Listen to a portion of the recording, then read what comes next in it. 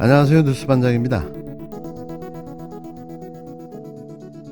왜 슬픈 예감은 단 한 번도 틀린 적이 없는 걸까요? 사실 저희는 이럴 줄 알고 있었습니다.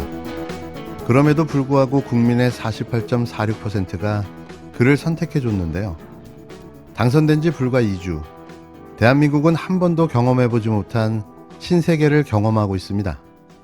당선인과 대통령 인수위원회가 점령군 사령관과 점령군으로 빙의해 버리고 있는 작금의 현실 앞에 도무지 납득할 수 없는 상황이 펼쳐지고 있는데요.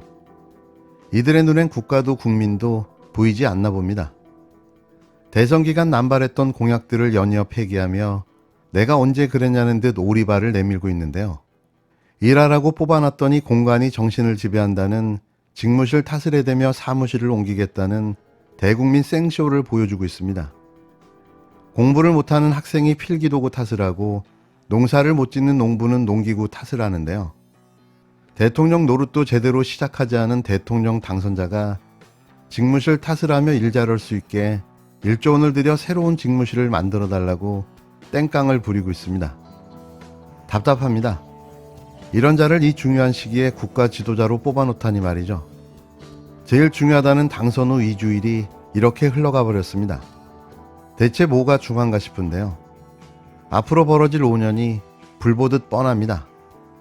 인수에 파견 나간 검찰 인사만 9명이라고 하거든요. 인수위에 이제 인수위원이 있고 전문위원, 실무위원들이 그렇죠. 있습니다. 네. 그 명단이 뭐 어떻게 공개가 됐더라고요. 아니 근데 이렇게 많이 가는 게 전에도 이런 일이 있었나요? 저도 이 정도까지는 아닌데 이제 일단은 현직들입니다. 다들 현직 검사들하고 수사관들이 이제 파견이 가는 거거든요. 예.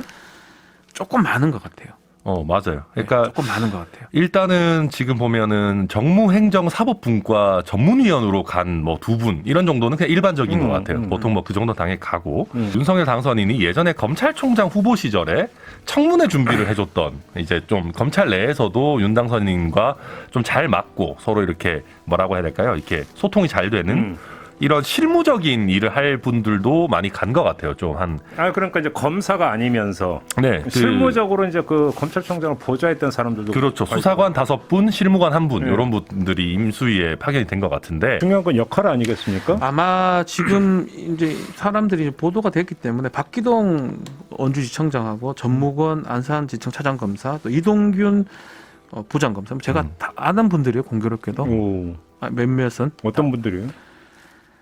다 이분들이 좀 윤석열 당선인하고 친분도 있을 뿐더러 네. 같이 근무를 했던 경험이 있는 사람으로 제가 알고 있습니다. 대검이나 아니면 특히 예전에 청문회 할 때 검찰 청문회 할 때 이동균 부장검사 저도 뭐 같이 근무를 했던 기억이 나는데 이 부장검사가 실무자 역할을 했던 것 같아요. 맞아. 준비단 예, 했었어요. 상당히 믿음이 있는 그리고 이분들이 해야 될 역할은 사법개혁 관련된 부분일 겁니다. 공수처라든지 지금 주장하기로는 수사지휘권 폐지하고 이런 부분들 좀 짜야 되거든요. 23일 MBC 라디오 김종배의 시선집중 사법논담 윤석열 당선인 용산 이전 인수위법 위반 인수위 검찰 윤 당선인 사단 전면 배치 이재명 정치보복편에서 대통령 인수위의 윤석열 사단이라고 불리는 최측근 검사들이 대거 파견된 것과 관련해 굉장히 이례적인 일이며 사실상 명실상부한 검찰공화국의 시작이라는 점을 짚었는데요. 문재인 정부에서 그나마 반쪽이라도 완성한 검찰개혁을 다시 원점으로 되돌리려는 윤 당선자. 아니죠. 이건 원점이 아니라 더 강력한 권한을 검찰에게 주겠다는 건데요. 반드시 막아야만 합니다. 윤석열 당선인의 검찰총장 시절 함께 손발을 맞추며 사실상 검찰개혁을 막아섰던 이 검사들이 인수위에 속속 합류하고 있습니다. 차기 정부 검찰 정책의 밑그림을 설계할 인사들을 뼛속까지 검찰주의자로 채우고 있어서 걱정이 큽니다. 더구나 윤 당선인의 검찰 공약 대부분이 검찰 권력을 더욱 비대하게 만드는 것들이어서 국민의 여망으로 힘겹게 쌓아올린 검찰 개혁의 성과가 물거품이 되는 것은 아닌지 우려가 깊습니다. 윤석열 정부가 검찰개혁을 후퇴시키지 않도록 우리 당은 검찰개혁의 고삐를 단단히 쥐겠습니다. 검찰개혁의 핵심은 결국 권한의 분산과 제도적 견제를 위한 기소권, 수사권의 엄격한 분리입니다. 검찰개혁은 지금까지 검찰의 과오를 씻고 국민에게 신뢰받는 검찰로 다시 태어날 수 있는 기회이기도 합니다. 윤석열 당선인께 당부드립니다. 제왕적 대통령의 시대가 수명을 다한 것처럼 국민 위에 군림하던 검찰 시대도 종식돼야 할 것입니다. 검찰이 똑바로 서도록 기소 수사권의 분리 등 과감한 검찰 개혁에 나서야 합니다.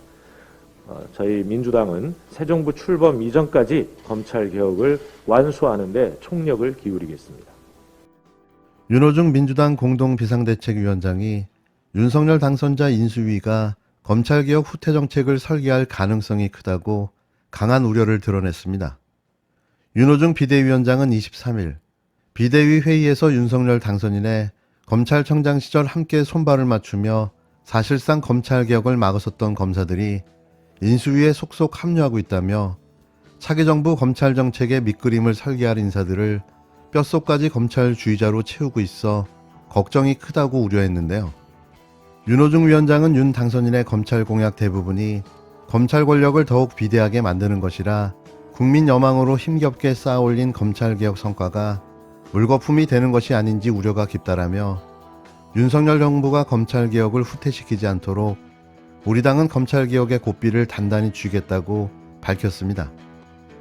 윤 위원장은 이어 검찰개혁의 핵심은 권한의 분산과 제도적 견제를 위한 기소권, 수사권의 엄격한 분리라며 검찰개혁은 지금까지 검찰의 과오를 씻고 국민에게 신뢰받는 검찰로 다시 태어날 기회이기도 하다라고 일갈했는데요. 윤 위원장은 제왕적 대통령의 시대가 수명을 다한 것처럼 국민 위에 군림하던 검찰의 시대도 종식되어야 할 것이다라며 검찰이 똑바로 서도록 기소 수사권의 분리 등 과감한 검찰개혁에 나서야 한다고 윤 당선자에게 당부했습니다.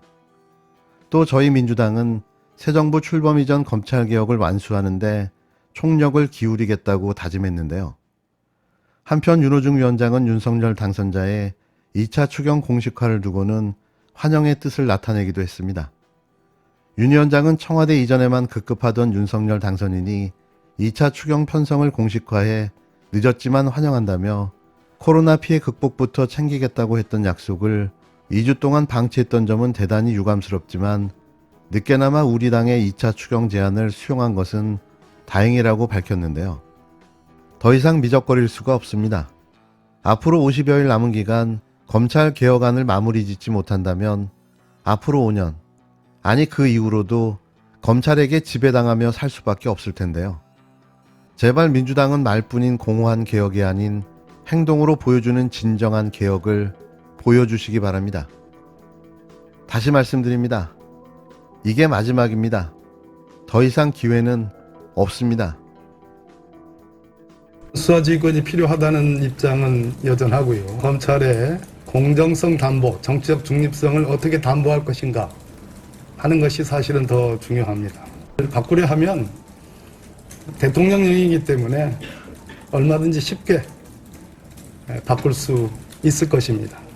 검찰이 수사를 많이 한다고 해서 반드시 그것이 검찰을 위해서 좋은 길이냐? 이토록 존재감 없는 법무부 장관이 있었나 싶습니다. 여태 뭐하다 이제 나타난 걸까요? 흡사 외줄타기 하며 무탈하게 임기를 조용히 마무리하려 했지만 이러다가는 진보 진영에서조차 외면당할까 싶어 목소리를 내기 시작했는데요. 윤석열이 대통령에 당선되니 말이죠.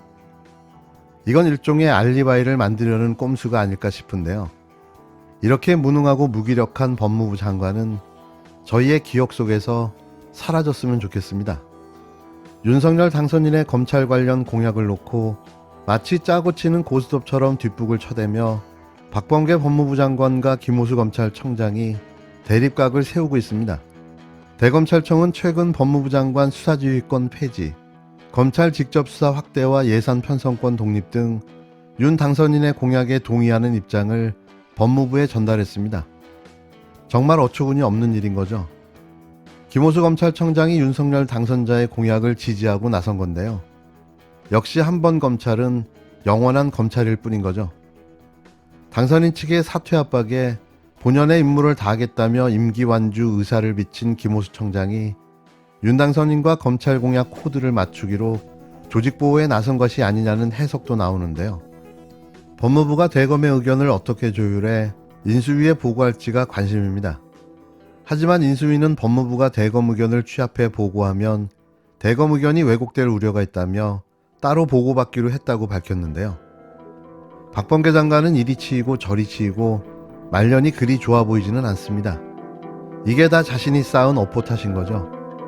대체 장관을 맡아서 뭘 했습니까?